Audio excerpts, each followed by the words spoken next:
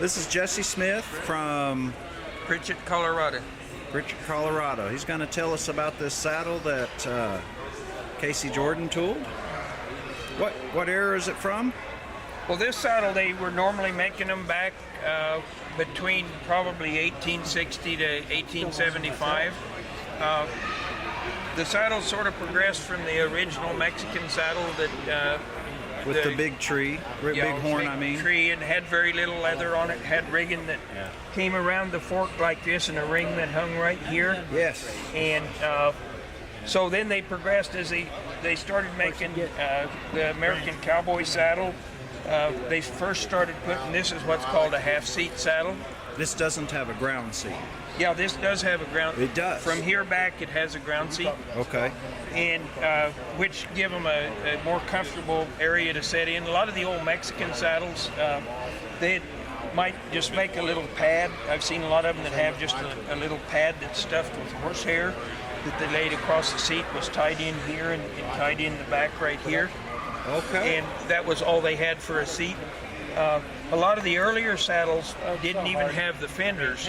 All they were is just a stirrup leather.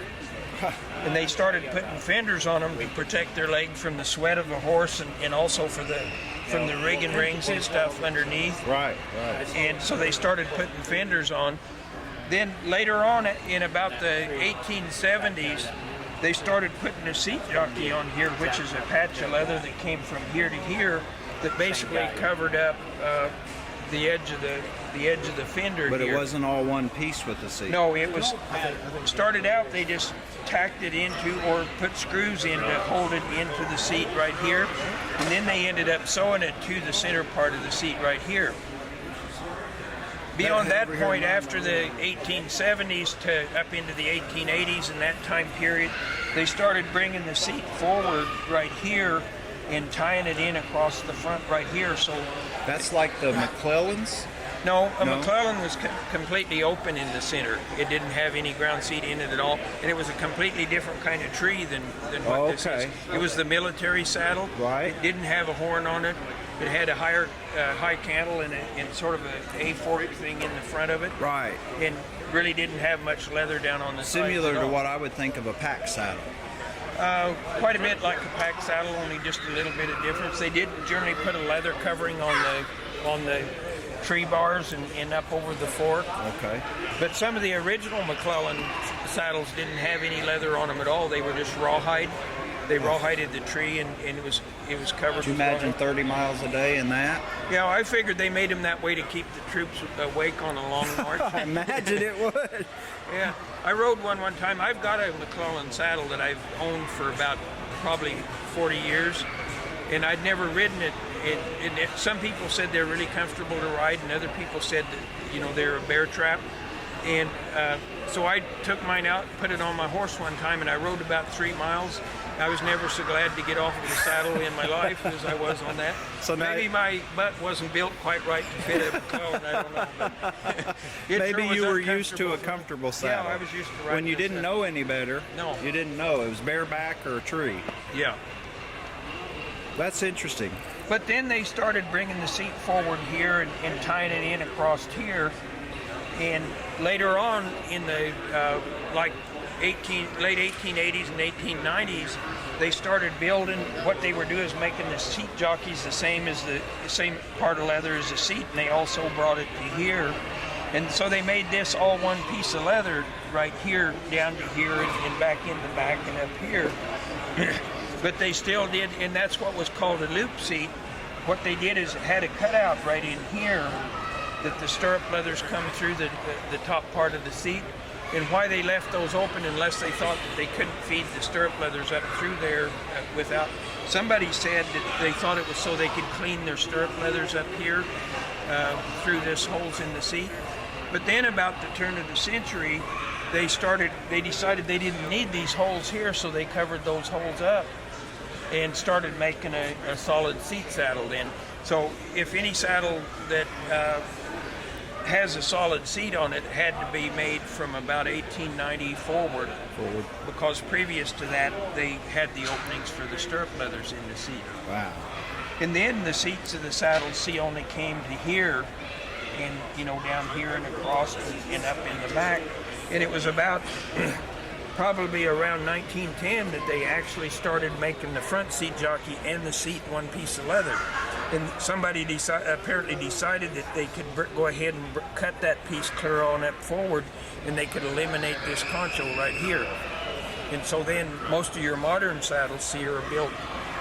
See how the seat is all one solid piece here, clear up into the front of it, and it's only tied in right there. Yeah, it's tied in here and back at this button here, and plus it's stitched into the cantle lining around here. Right. So all it is like anything else, it progresses like the from the Model T forward to the cars they got. Like a lot of the old time cars were basically just looked like a buggy with an engine in it. Right. And so then they keep perfecting it as years go along, and now it's completely enclosed and all of this stuff that they didn't have. And the same thing with the saddle.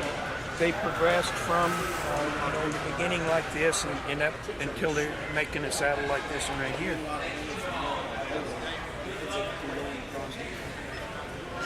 There's so many different styles of horns. This is what I would consider more of a Mexican or Spanish era. It's made similar. This is what's called a post dally horn. Post dally. Or wood post horn.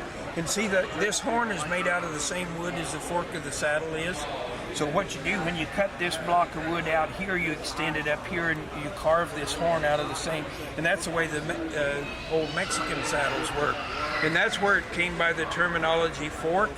Because when they were building the saddle, what they'd do is go out and find a tree where it forked, and they'd turn it up like this, and the bottom part they hooked onto their tree bars, and they'd carve the horn out of the top part of it. So that's where the word fork comes from, because it was made out of the fork of the tree. That is awesome.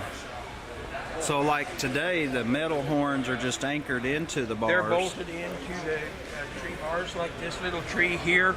The horn is probably made out of manganese bronze, and it's got a little prong here, and here, and there's screws and bolts that bolt that on, and then they rawhide over the outside of it. And most of your thinner type horns like this are made out of either bronze or steel. Okay. Mm-hmm. And it might be that tree company right there. I don't know whether they have an uncovered tree there that you could look at. Well, they got a wood post tree you can see back toward the back corner. Sure enough. And that's basically what this saddle tree would look like without the leather on it. Excellent. I'll take a picture of that next. Notice this tree does not have wool on it. Yeah, back a long time ago, they didn't put sheepskin on saddles. They were just like this, and they'd put a pad or something. Probably a horsehair type pad underneath them that was buffalo robe horsehair that was a buffalo robe or anything like that. Yeah, depending on the time of year. Or sheepskin. Some of them might have been sheepskin that they put underneath them. At the Cowboy Hall of Fame, I saw a saddle with no sheepskin, and on the sign it said, this is how they were, and they just used blankets back, saddle blankets. Mm-hmm. And today we use saddle blankets and sheep wool. Yeah, I got an old hope tree that was made probably in the 1840s or 1850s, and on it it's just a single ply piece of leather, a little patch of leather that comes out about like this, and it drops down a little bit here and right around the back of the tree bars, and it's never had any leather or any sheepskin attached to it. For a fact, the top part of the saddle has never had any permanently attached leather to it either, and it's got basically a little Samstag rigging like this that hangs down, and the rigging is the only, and there's some string holes through it where they had saddle strings on it. That's what held it on? There's no sign of nail holes or anything where any leather's ever been fastened to the top of it. And what they had a material on it? Yeah, probably did, because most of the Texas Trail saddles they did, which was just a big block of leather. They cut out a slot for the front here and a slot for the back, and they'd drop this down. And it was generally square, and it'd come back here and drop down about like this here. A lot of them had a little buckle in the front where they could buckle them onto the saddle to hold them on. Then when the leather got old, they just took the leather off and cut a new piece. Cut a new piece and replaced it. And what'd you call that saddle? Texas Post? Texas Trail saddle. Texas Trail saddle. Mm-hmm. The Pony Express would use those. They'd Was just take it off, put it on the next horse. They wouldn't have to change the saddle. They'd just take the bags and the leather. And their Just take this off, put it on that one, and away They were go. interchangeable somewhat. Because the bags were pockets on. here and pockets here that they put the mail Were in. they actually built on the saddle, the bags? On the leather, On the I leather, mean? yeah. They were built Well, in that leather. saddle over there is pretty much like that, kind of. This one? Well, there's one over there. But that's called a machia, the way that, you know, Chia. Yeah. Got a holster, it's got saddlebags on both sides. No tapaderos though. most of them are pretty plain. And the leather unbuckles from the front and you can put it on a different tree. Yeah. A machia? Machia. Boy, that had to be uncomfortable to ride on. Probably was. Of course, like he was saying, it may not have a lot of ground seat, so you really wouldn't feel that. It would kind of sink, Okay. you know, except for back in here. But they were always on the run, so. Do you think this is a reproduction? Or? Oh, yeah. Yeah. Probably not a lot of those old saddles still around. Matter of fact, I'm not really sure if there are any. Interesting.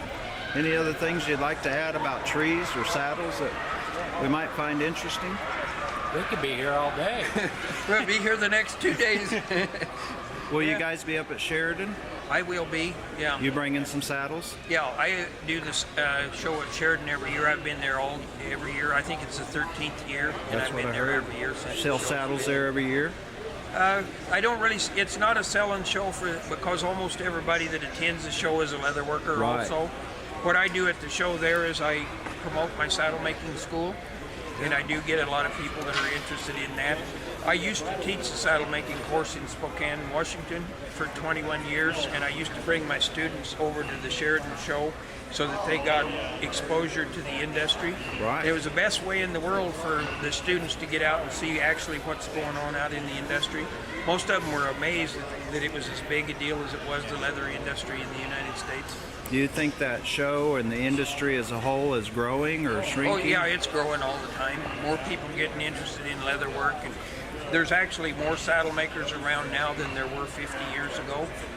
A lot of them aren't visible. It's like somebody said about the cowboys that you just can't see them from the road.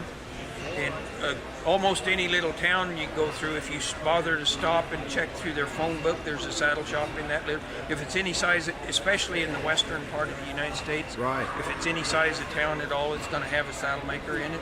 Right. Huh. So that show up in Sheridan, it's doing good even though it's in its 13th year. Yeah, it's probably the biggest leather show in the United States. And people come from actually all over the world. There were people there from Japan and Germany and Belgium and Holland and England, and they come from everywhere. Most of them or all of them are leather workers. They're all leather workers. Right. Yeah, it's a leather trade show, and people come to buy supplies and to see what's going on in the industry and to take classes like the classes they're teaching over here and that type of thing. Interesting. Thank you, Jesse. I appreciate it. Appreciate that information.